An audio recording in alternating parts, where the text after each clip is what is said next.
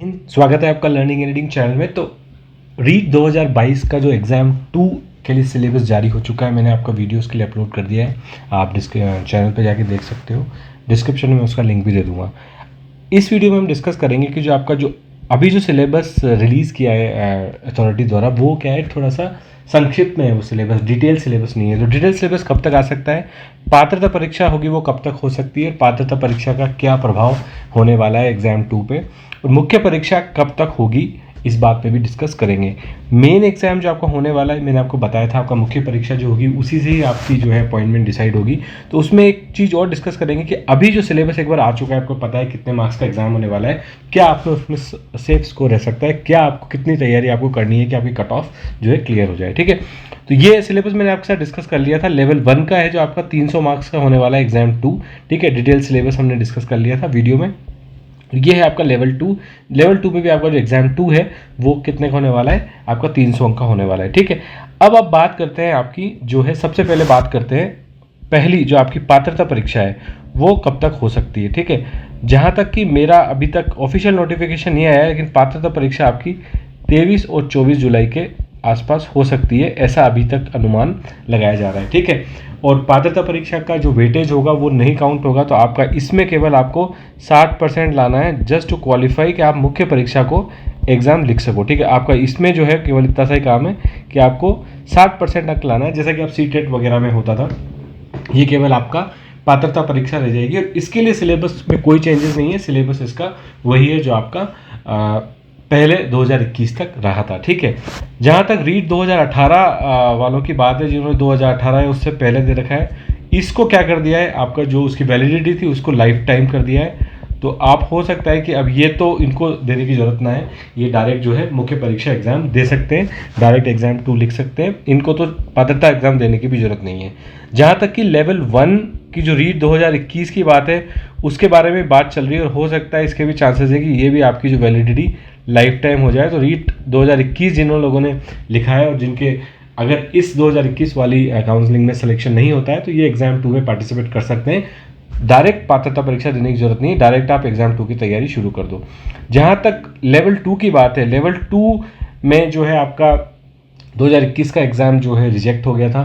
तो definitely in लोगों को जो L2 पहली बार लिख रहे थे, इनको जो है आपका पात्रता एग्ज़ाम देना पड़ेगा ताकि ये पात्र हो जाए और फिर उसके बाद एग्ज़ाम 2 ये लिख सकें। ठीक है, लेकिन वेटेज पात्रता एग्ज़ाम का नहीं होगा, आपको 60% मार्क्स लाने हैं, तो आप देख सकते हो। ठीक है, कॉमन सिलेबस जो है मैंने आपको बताया था, कॉमन सिलेबस पे भी मैंने एक वीडियो बनाया था। अब तो इसका सिलेबस फाइनली आ चुका है। तो कॉमन सिलेबस देख लो, आपके जो 60 क्वेश्चन है साइंस मैथ्स के, मुझे जो अभी वैसे डिटेल सिलेबस आने के चांसेस हैं, लेकिन मुझे लगता नहीं कि उसमें डिटेल सिलेबस में ज़्यादा चेंजेस होंगे। जो आपके पात्रता एग्जाम है वही सिलेबस शायद यहाँ पे कंटिन्यू करे, एक आध टॉपिक एक्स्ट्रा ऐड हो सकता है।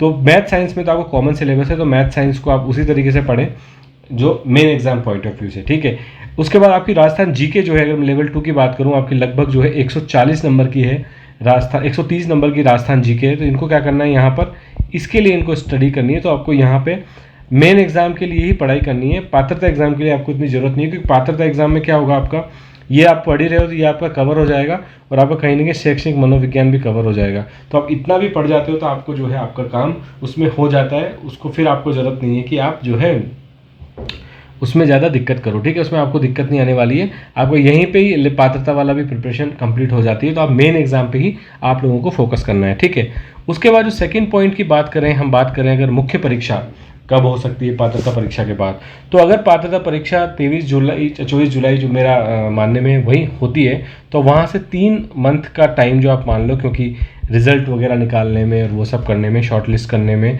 और फिर से आपको जो है फॉर्म कलेक्ट करने में मेन परीक्षा के, यानी कि जुलाई मतलब आप देख लो अगस्त, सितंबर और अक्टूबर। तो मोस्टली आपकी जो है नवंबर में आपकी एग्ज़ाम हो सकती है, किसकी, आपकी मेन एग्ज़ाम हो सकती है। ठीक है, तो आपका पास अभी यहाँ से देखो तो आपके पास लगभग जो है 3 महीने, वो लगभग आपके पास अप्रैल मई जून जो है जुलाई, लगभग 4 महीने है। तो आपके पास 7 महीने हैं आपकी एग्ज़ाम 2 की तैयारी करने के लिए। तो जो लोग बिल्कुल सीरियस हैं और रीट में सिलेक्शन करवाना चाहते हैं, वो अभी से ही लग जाएं। और आप क्या करो, अभी राइट नाउ आप सबसे पहले जो कवर करो, आपका जो सब्जेक्ट है 120 क्वेश्चन उसको पढ़ो, और जब आप क्लोज टू पात्रता एग्ज़ाम आपका हो जाए, ठीक है, आप जीके भी कंटिन्यूस करो, जीके भी पढ़ते रहो, लेकिन ये वाला कर लो, ताकि इससे क्या होगा, आपका पात्रता भी हो जाएगा और आपका मनोविज्ञान वाला पोर्शन भी हो जाएगा, और जीके फिर आप पैरेलल पढ़ते रहो, और फिर उसके बाद आपको जो प्योर जीके पे कॉन्सेंट्रेट कर देना है, क्योंकि वो आपकी कितने की 130 नंबर की आपकी लगभग जीके आने वाली है। ठीक है, तो ये बात होगी आपकी मुख्य परीक्षा की। अब बात करते हैं आपकी जो है सेफ स्कोर या कट ऑफ की। देखो, मैंने आपको जब कट ऑफ पे हमने काफ़ी एनालिसिस किया था, कट ऑफ निकालने के काफ़ी तरीके होते हैं, काफ़ी एनालिसिस होता है। मेनली अगर एग्ज़ाम हो चुका है तो पेपर का जो स्टैंडर्ड है उस पर भी डिपेंड कर जाता है। कई बार कट ऑफ कितनी जाने वाली है, अगर पेपर इजी आया तो कट ऑफ ज़्यादा हो जाती है। कितने स्टूडेंट्स एग्जाम्स को अटेम्प्ट कर रहे हैं उस पर भी कट ऑफ बहुत डिपेंडेंट हो जाती है। तो यहाँ पे वर्ड कट ऑफ यूज़ नहीं करके सेफ स्कोर यूज़ करेंगे। ठीक है, सेफ स्कोर यूज़ करेंगे कि अगर आप 300 मार्क्स का आपका पेपर होता है तो आप कितने मार्क्स लाओ इसमें से कि आपको सेफ है, इसमें आपके चांसेस हैं सिलेक्शन आपका हो। तो देखो, 300 मार्क्स को अगर स्प्लिट करें तो मैंने आपको बताया था 130 है आपके, 120 हैं आपके, ये आपका राजस्थान पूरा जीके आ गई, इसमें सब आ गया, ज्योग्राफी, हिस्ट्री, करंट अफेयर्स वगैरह सब कुछ। 120 आपका सब्जेक्ट हो गया, जिसमें आपके, अगर मैं साइंस मैथ्स की बात करूं तो 30 क्वेश्चन साइंस के, 30 क्वेश्चन मैथ्स के। इसके बाद आपके जो 20 क्वेश्चन है वो हैं आपके रीति विज्ञान के, और 20 क्वेश्चन है, 20 मार्क्स होंगे आपके किसके, साइकोलॉजी के। ठीक है, ये आपका साइकोलॉजी हो गया, और आपके 10 नंबर हैं आपके किसके, आईटी के, प्रौद्योगिकी, जो आपकी सूचना प्रौद्योगिकी उसके। तो आप देखोगे यहाँ पे जो ज़्यादातर पोर्शन है, अगर आप इसको कवर करते हो तो आपका जो है जीके वाला पोर्शन और सब्जेक्ट वाला पोर्शन अगर आप ढंग से कवर कर लेते हो तो आपका, मुझे लगता है सर, सिलेक्शन यही हो जाएगा। ये तो आपके लिए बोनस हो जाएगा। ये भी आपको ध्यान रखना है कि नेगेटिव मार्किंग भी है। ठीक है, नेगेटिव मार्किंग है आपकी 1/3, यानी कि 33% आपकी नेगेटिव मार्किंग है। तो इस चीज़ को भी ध्यान में रखते हुए, मेरा वैसे जब एग्ज़ाम होगा, एक बार पेपर होगा, तो उसके बाद हम डिटेल में मार्क्स वगैरह कलेक्ट करके, वो एक तरीका होता है कट ऑफ को दर्शाने का। लेकिन ये सेफ स्कोर अगर मेरा हिसाब से मैं मान के चलूँ तो मेरा ये मानना है कि पहली बार काफ़ी टाइम बाद एग्ज़ाम हो रहा है इस तरीके का, तो काफ़ी पैटर्न के बारे में भी सरप्राइजेज़ होंगे, लेवल के बारे में भी काफ़ी सरप्राइजेज़ होंगे। तो मेरे हिसाब से अगर 175 से 190 नंबर, मुझे लगता है कि एक बहुत अच्छे मार्क्स माने जाएंगे, और ये मेरे हिसाब से सेफ स्कोर मुझे लगता है एग्ज़ाम का होगा, और आपका यहाँ पे सिलेक्शन हो सकता है। अगर बहुत ही ज़्यादा टाइट पकड़ लेता हूँ तो मैं 200 प्लस आपका एक सेफ स्कोर यहाँ पे निकल के आ सकता है। तो आप अगर इस रेंज में मार्क्स लाते हो तो आपका सिलेक्शन होने के चांसेस बहुत ज़्यादा हैं। मैं क्यों थोड़ा कम मार्क्स बता रहा हूँ, जबकि लेवल जो 2 आपने देखा होगा कि 2021 वाला हुआ था, उसमें कट ऑफ आपकी 185 से 87% तक जा रही थी। ठीक है, लेकिन ये 300 में से 200 मार्क्स अगर आप देखो तो ये आपका लगभग कितना हो गया, अगर आप 300 में से 200 मार्क्स देखो तो ये आपका कितना है, 200 बटे ये है आपका, अगर 200 निकालोगे तो लगभग आपका जो है ये 60% के आसपास आएगा आपका। ठीक है, अगर मैं देखूँ 300 का कितना परसेंट है, तो ये हो जाएगा मेरा 300 डिवाइडेड बाई, तो आपका लगभग 66 से 67% के आसपास आता है। ठीक है, लेकिन आप, मैं इतनी कम कट ऑफ क्यों बता रहा हूँ, ये मैं एक सेफ स्कोर बता रहा हूँ। ऑब्वियसली जो पेपर का स्टैंडर्ड होगा तो 200 के आसपास भी जाएगा। लेकिन नॉर्मली क्या होता है कि इस तरह के एग्जाम्स जो होते हैं, जो आपके, जिसमें नेगेटिव मार्किंग हो और जीके इन्वॉल्व हो, जीके में बहुत ज़्यादा कन्फ्यूजन होता है ऑप्शंस में, मतलब it's not easy to remember all दो स्टफ। ठीक है, तो इसलिए मैं आपको मान के चल रहा हूँ कि 67 से ये परसेंट आपकी जो कट ऑफ होगी उसको कंपेयर ना करें, क्योंकि उसमें साइकोलॉजी जो होती है, काफ़ी पोर्शन आता है साइकोलॉजी का, और काफ़ी स्टूडेंट्स जो है उसमें स्कोर करते हैं, ज़्यादा से ज़्यादा स्कोर करते हैं। लेकिन इसमें जीके होगा और एक सरप्राइज एलिमेंट भी होगा कहीं ना कहीं।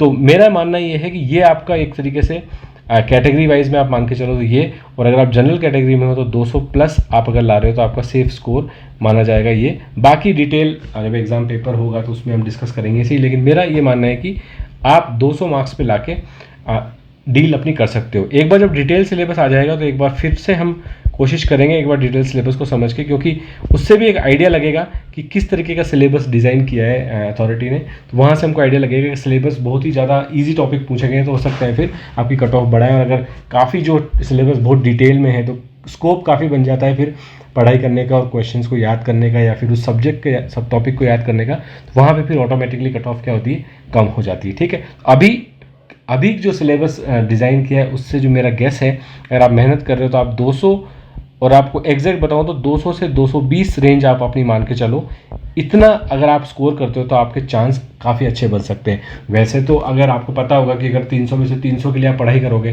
ठीक है, लेकिन अगर ये आप लेके आते हो तो आपका जो रेंज यहाँ पे अच्छा बन सकता है। ये मैं बात कर रहा हूँ आपकी जनरल कैटेगरी की, और ये मैं बात कर रहा हूँ आपकी TSP जनरल कैटेगरी की। ठीक है, ये मैं बात कर रहा हूँ आपकी NTSP की। ठीक है। तो ये दोनों बात होगी। बाकी जो कैटेगरी वाइज है वो तो नॉर्मली SC ST का 15 से 20 मार्क का वो डिफरेंस चलता ही है कैटेगरीज में, वहाँ की बात नहीं कर रहे हैं, टॉप लेवल की बात कर रहे हैं, जनरल की और इसकी। तो मेरे हिसाब से आपका लेवल 2 का, ये मैं लेवल 2 की बात कर रहा हूँ एक बार फिर से, ठीक है, लेवल 1 की मैं बात नहीं कर रहा हूँ, लेवल 2 की बात कर रहा हूँ। आपका सेफ स्कोर होगा जो आपका जनरल कैटेगरी का, मेरे हिसाब से आपका हो सकता है 200 से 220 रेंज में आपका सेफ स्कोर हो सकता है NTSP कैटेगरी में, ठीक है। और TSP कैटेगरी में आपका जनरल का जो स्कोर हो सकता है वो हो सकता है 175 से 195, ये आपका TSP कैटेगरी का। ये अगर आपके मार्क्स आते हैं तो मुझे लगता है कि आप सेफ साइड में हो और आप अपना सिलेक्शन कंफर्म मानो। आप इस मार्क्स को, इनको देखते हुए आप अपनी तैयारी प्लान कर सकते हो रिवर्स इंजीनियरिंग में, कि आपको कौन सा टॉपिक पढ़ना है, कौन सा टॉपिक छोड़ना है। मैंने स्ट्रैटेजी आपको बताई थी। हमेशा आपको अपने स्ट्रेंथ वाले टॉपिक्स पे ध्यान देना है कि आपकी स्ट्रेंथ क्या है, वीकनेस क्या है। वैसे मैं इस टाइप के वीडियोस आपके लिए लाता रहूँगा ताकि आप जो है अपनी पढ़ाई को एक डायरेक्शन में, करेक्ट डायरेक्शन में लेके जा सकें, ठीक है। तो ये इन्फॉर्मेशन मैं आपके साथ शेयर करना चाह रहा था। होप आपको इससे कुछ इन्फॉर्मेशन मिली होगी और आप आगे अपनी जो है अपनी पढ़ाई प्लान कर सकेंगे, ठीक है। कोई भी डाउट है तो मेरे को कमेंट सेक्शन में ज़रूर बताएं। एक बार डिटेल सिलेबस आएगा तो फिर से हम इस चीज़ को रिवाइज़ करेंगे और वहाँ पे हम फिर से डिटेल सिलेबस को देखते हुए अपना सेफ स्कोर भी रिवाइज़ करेंगे और स्ट्रैटेजी को भी थोड़ा सा रिवाइज़ कर सकते हैं, ठीक है। तो इस वीडियो में फ़िलहाल इतना ही, मिलेंगे नेक्स्ट वीडियो में, तब तक के लिए धन्यवाद। जय हिंद।